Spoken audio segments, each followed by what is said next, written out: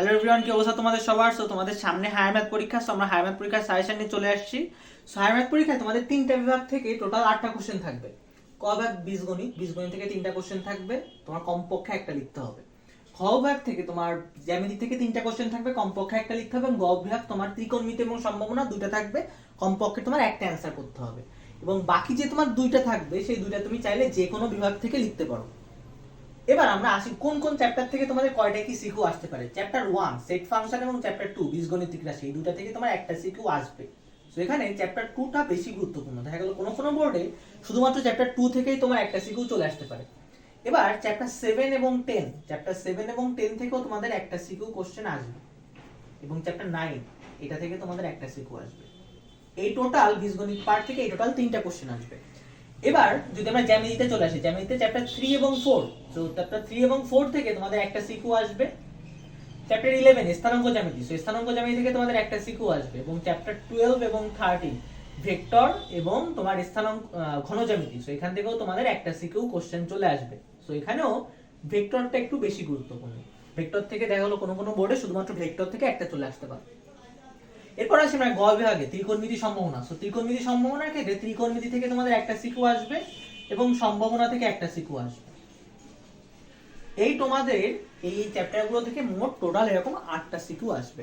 এবার তুমি কোন কোন চ্যাপ্টার থেকে তুমি অ্যানসার করবা, কোন কোন চ্যাপ্টার তুমি পড়বা, সেক্ষেত্রে আমার সাজেশন থাকবে তুমি যদি চ্যাপ্টার 8 পড়তে পারো, চ্যাপ্টার 14 পড়তে পারো, তাহলে দুইটা চ্যাপ্টার পড়ে কেন তুমি দুইটা সিকিউ ইজিলি অ্যানসার করতে পারতেছো। তারপর তুমি কেন পড়তে পারো চ্যাপ্টার 11। সো চ্যাপ্টার 11 হচ্ছে স্থানাঙ্ক জ্যামিতি। সো চ্যাপ্টার 11 থেকেও তুমি একটা সিকিউ পেয়ে যাবে। তাহলে এই তিনটা চ্যাপ্টার পড়লে তুমি ইজিলি তিনটা সিকিউ কমন পেয়ে যাচ্ছ।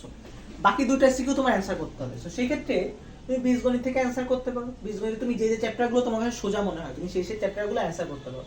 সেই ক্ষেত্রে আমার সাজেশন থাকবে তুমি যদি চ্যাপ্টার 7, চ্যাপ্টার 10 পড়ো তাহলে একটা সিকিউ পেয়ে যাচ্ছ, এবং চ্যাপ্টার 9 পড়লে আর একটা সিকিউ পেয়ে যাচ্ছ।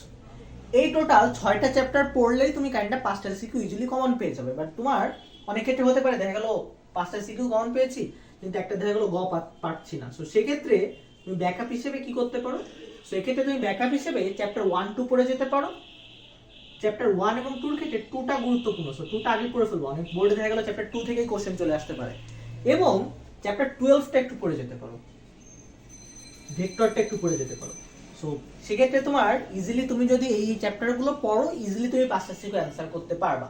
অনেকের ক্ষেত্রে সমস্যা হয় ত্রিকোণমিতি অনেকে আমরা পাই না। সো ত্রিকোণমিতি যারা পাই না চ্যাপ্টার 8 থেকে যদি আমরা অ্যানসার করতে না চাই, সো সেই ক্ষেত্রে তোমার কিছু চ্যাপ্টার একটু এক্সট্রা করে যেতে হবে। সেক্ষেত্রে তুমি তো চ্যাপ্টার 14 পড়বাই, 11 পড়বা, 7 পড়বা, 10 পড়বা, 9 পড়বা। এবং যেহেতু তুমি ত্রিকোণমিতি অ্যানসার করছো না সেক্ষেত্রে তোমার কোন কোন চ্যাপ্টারটা পড়তে হবে, চ্যাপ্টার 12 এবং 13টা একটু তোমার এক্সট্রা পড়ে যেতে হবে, চ্যাপ্টার 12 এবং 13। তাহলে তুমি এখান থেকে ইজিলি একটা, দুইটা, তিনটা, চারটা, পাঁচটা, ছয়টা, সাতটা চ্যাপ্টার পড়ে ইজিলি তুমি 5টা সিকিউ পেয়ে যাবা।